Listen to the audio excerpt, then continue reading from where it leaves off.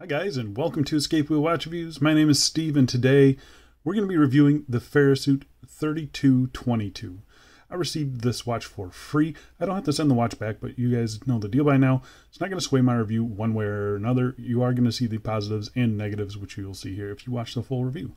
And if by the end of this review you do want to pick one of these up, I'll be leaving an affiliate link down in the video description that takes you right to the Farasute official store on AliExpress, where you can pick this watch up.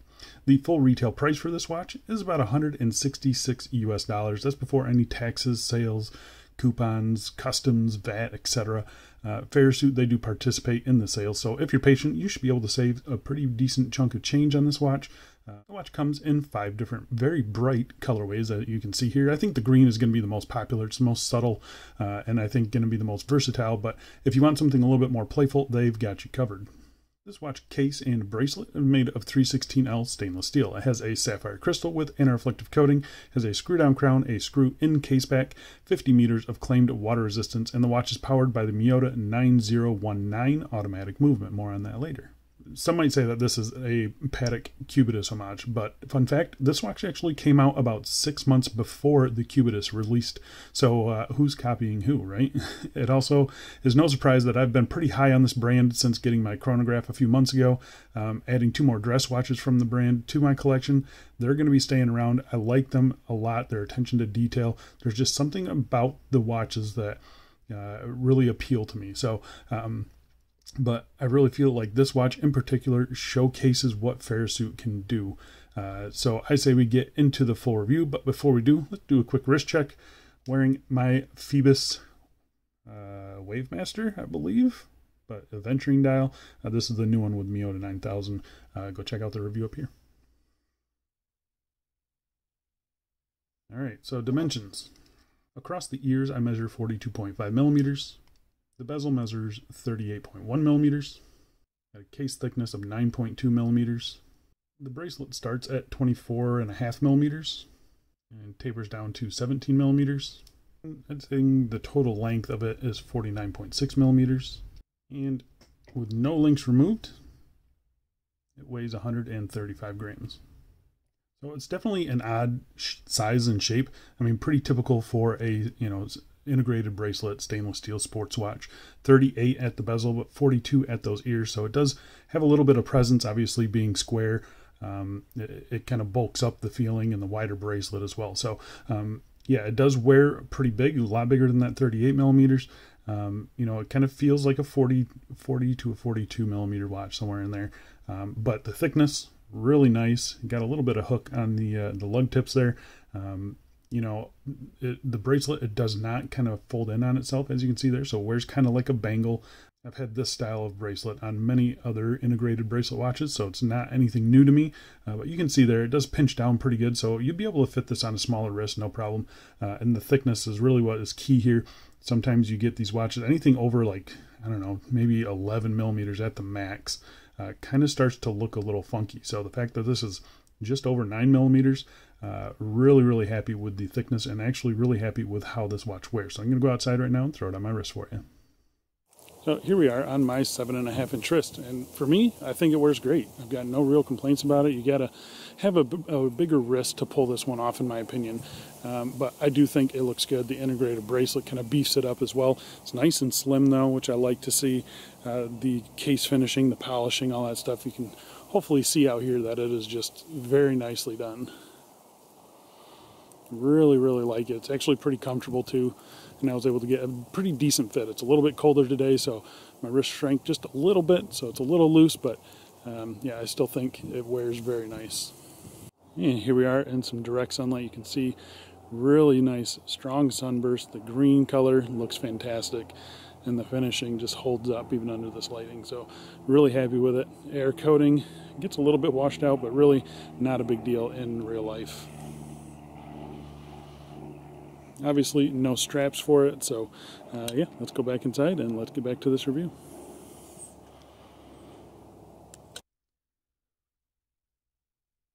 So like I said in my intro, this kind of showcases what Farasute is capable of.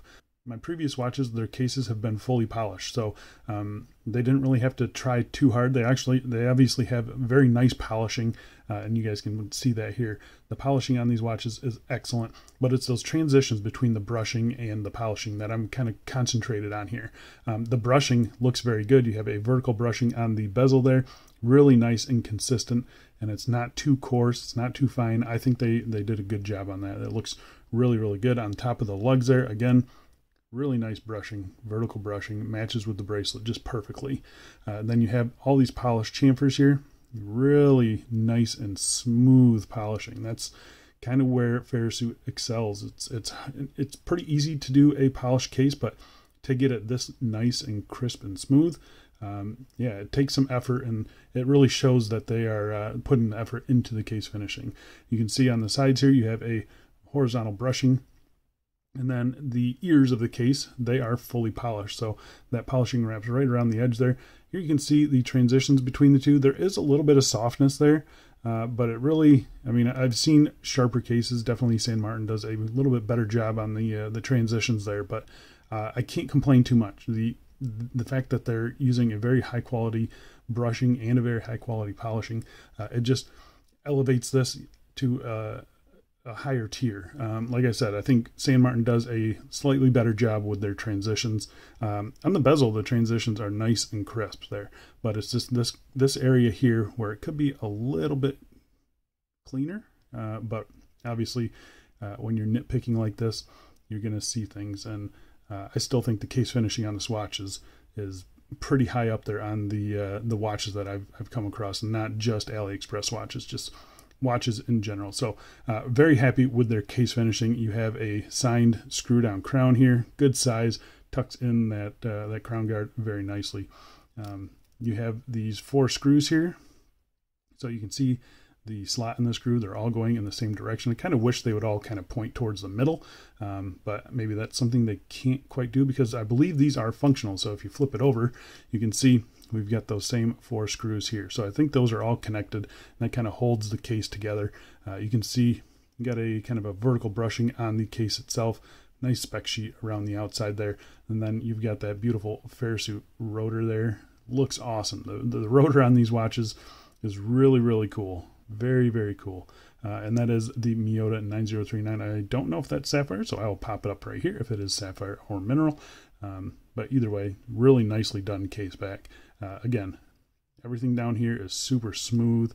It's not scratchy on the wrist or anything. You can see the polishing on the case back is just as nice as the polishing on the watch itself. So really nice quality and high attention to detail on the cases, and that's what really sells me on this brand. All right, let's talk about the crystal. First things first, we'll test it for sapphire. It is positive for sapphire. So we have a flat sapphire crystal with anti-reflective coating on the front. We also have a flat sapphire crystal on the back. So this is 2 pieces of sapphire, which is nice to see, especially when you're paying this much money. You kind of expect to see that. So really happy with that. The crystal on it, like I mentioned, just dead flat, just pure flat. Clear anti-reflective coating, maybe a little bit of blue hint to it, but I don't see it in this one. So yeah, either way, the AR coating on it is excellent. I feel like they used a lot of layers on it, so legibility on this watch has been great. Flat crystals, I've always said, I don't feel like they need anti-reflective coating, so the fact that they're putting some on here, and they're putting quite a bit on here, I'm really happy with the crystal on it.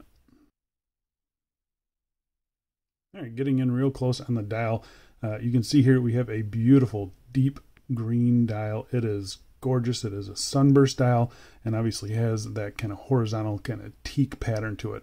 It looks excellent. They did a very nice job with it. My only real complaint with it is the indices. So if you take a look at the Cubitus, I'm going to pop that up here real quick. You can see the indices are all kind of cut in a square on the ends. These ones, it looks like they just took normal indices and kind of applied them crooked. So yeah, that's one thing that I think they could have done a little bit better. It doesn't look bad at all. It's just something that I noticed, and if I hadn't seen the Cubitus, maybe I would not even notice it and not even mention it, but I figured I would just mention it. But you have a double baton there at the 12 o'clock position and single batons everywhere else. You do have a framed date window there. Really nicely done. The date is in there centered nicely. We have the Farasute branding here, classic and creative. I know people are going to bark at that. I'm wondering if they're going to get rid of that. They got rid of that on the chronograph. I think they should get rid of it here, put something else there. But then you have your automatic script there, sport, 50 meters down here at the 6 o'clock position. Little dots, they are slightly raised. I'm hoping you can see that. They're slightly raised on the dial there. So yeah, the dots look good. The handset that they chose here, very nicely done. They're very Nautilus inspired, I'll say, but they're not just a simple flat piece of stamped metal. They do have a little bit of curvature or a little bit of faceting going on there. So legibility, like I mentioned earlier, very good. The lume really pops off of this green dial here. So I'm happy with the legibility. I'm happy with the handset. I think the indices are done nicely as well. You can see there, they're not just simple squares. They are like faceted a little bit, flattened out from a normal just block index. So there's some dynamic to the dial when you're moving it around. It kind of plays with the light a little bit. So really happy with the dial on it. I think it looks fantastic. The other colorways, a little interesting. I wish I would have seen, like a dark blue or a black or a silver, white maybe. But the fact that we're getting like a lime green and a yellow is kind of an odd choice for a watch like this. But like I said, if you're into those kind of more playful colors, yeah, they got you covered. So yeah, I think the watch... So yeah, I think the dial in general, I think this green is going to be the most popular for sure. So you can see they are using BGW9 lume, so it is white during the day. The color match in the daylight looks to be pretty much spot on, so really happy with that. I'm going to pop up the lume shot here against a couple other integrated bracelet watches from AliExpress, kind of in that same price range too. So I was expecting this one to kind of get blown out of the water by the Chronos and the Ixtao, but really it hangs on. It's very strong lume. It's that ice blue glow. So really happy with the lume on this watch. It's not, super impressive, but you can definitely use this in the middle of the night. I could read the time, so no issues there. Yeah, really happy with the lume on it actually. All right, so let's talk about the movement inside. So the movement inside is the Miyota 9019. It is not the 9015. Those are basically the same movement. So they're 28,800 beats per hour. They hand wind. They have a single directional winding rotor. They're 42 hours of power reserve. The only difference between the 9015 and the 9019, which is this one is running, is the pinions. The hand stack is narrower, so you can get an even slimmer case. So that's how they were able to achieve that 9.2 millimeter thickness. You can see here the rehaut on this watch is just razor thin. So I do have a 9015 movement in here, which I already thought had a very thin rehaut, so you can see them kind of side by side there. So the 9019 is a more premium, I guess, version of it, and just allows for a slightly slimmer profile. So the fact that they went with that instead of the 9015 just shows that they're putting a little bit more effort into this watch. So yeah, really happy with that. Here's how this one has been running, plus 2 seconds a day, really strong beater. I'm pretty sure Farasute is regulating their automatic watches. Anyone that I've had has been running very good. So yeah, really no complaints with the movement on this thing. It is excellent. The crown on this watch, 3 o'clock screw down crown. This is one of the issues I've had with the watches. It just seems like the gasket inside there wasn't lubed, or it's maybe just a little bit too tight. So there's no real satisfying pop out when you're hand winding it. It's kind of it kind of catches. So it's not a super smooth feeling.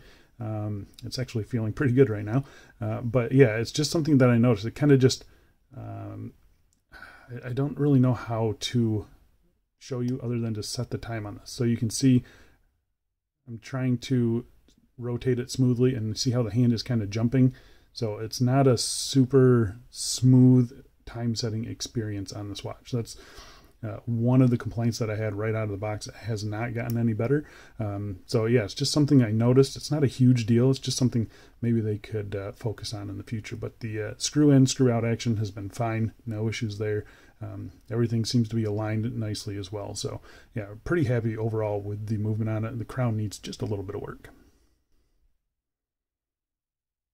All right, so let's talk about the bracelet. So the bracelet on this watch, it's about 24.5 millimeters at the case there, and it tapers down to 17 millimeters at the clasp. We have screw pins for adjusting. This is one area where I had some issues. I didn't have to remove any links. So 7.5 inch wrist is about the max for this. So just something to consider. If you have a larger wrist, maybe ask them So yeah, they are screw-in links. I did take them out and put them in. They came in and out just fine. So no issues there. The finishing on the bracelet, just like the case, is excellent. Really, really happy with it. You see the nice vertical brushing on the lugs. Everything looks excellent there. The polishing on these middle links. This is where a lot of companies skimp out. And you can just see here, usually when you're polishing a little piece like this, you don't get it to be that smooth. So normally you see little kind of peaks and valleys on that transition between the dark and the light there. This is just ultra butter smooth, just a mirror polish. It looks excellent. When you get real close, you can kind of see those little spikes there. But on other brands, you're seeing them at this distance. So the polishing on this watch, the brushing on the bracelet is very nicely done. Probably the best one that I've seen. Yeah, probably the best integrated bracelet I've seen on a watch. Yeah, it's just really nice, very consistent. You can see a nice smooth taper as well. So it just looks very good. The articulation, it doesn't articulate a lot like I mentioned earlier, but it doesn't pull hairs, which is nice. I kind of thought it might pull some hairs, but I haven't had any hair pulling.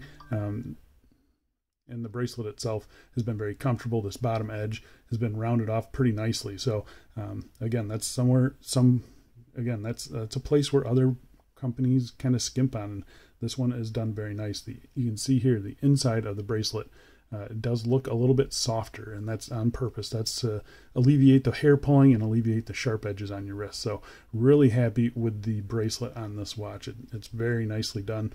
You can see here, like I mentioned earlier, that's about as tight as you can get it, but that still should fit, you know, in the 6-inch wrist range. So yeah, not too much to complain about there. There are no half links. That's one thing that I'm going to ding them on.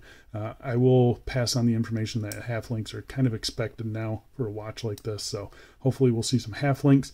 It's just a butterfly clasp, so obviously no micro adjust either, but it's a good butterfly clasp. It works fine. These buttons are nicely rounded, so even on the wrist, it's not too sharp or anything like that. They function just as you would expect. The tolerances on there, pretty tight too, so it's just a very solid feeling bracelet. You can see here the tolerances on it are very tight, and there's not a whole lot of wiggle room. It doesn't rattle at all. It's just a very, very solid feeling bracelet, and I think, you know, it looks great. It's comfortable, and it's about as good as you're going to get on an integrated bracelet watch. So I'm happy that they spent some time and some money on this bracelet, because you know, if you get a bad one and it pulls hairs, it's going to be impossible, almost impossible to remove it. So yeah, I'm really happy with the bracelet on the watch. Yeah, I'm not really sure what else to say. It'll ding them a little bit for the half links and the butterfly, but kind of to be expected on a watch like this. Hopefully we'll see some half links here in the future. But yeah, the bracelet, it's good. So there you go, guys. That is the Farasute 2322 Cubitus Homage. It's not a Cubitus Homage. This one came out beforehand, but people are always going to draw that kind of connection between the two, and for good reason. They do look pretty similar, but yeah, this watch has been great. It's running very good. You have sapphire on the front and the back, a very reliable and accurate movement. The bracelet is just really nicely done. I mean, they just nailed the bracelet on this watch. They really nailed the case. There's not a whole lot to complain about. I did knock them for the crown action is not the best. Actually, the crown action is pretty bad. The screw in and screw out is fine, but actually manipulating the crown, the gasket is just too big. No half links and a butterfly clasp. That's really my only complaints with the watch. So yeah, if you are interested in this watch, I'll be leaving a link down in the video description. Again, that is an affiliate link, but if you use that, you're not paying any extra. You can get these on sale too, so wait for the sales. It's just a really cool looking watch. I do like it a lot. But I think that's it for me. Thanks a lot for watching, and I'll see you in the next one. See ya.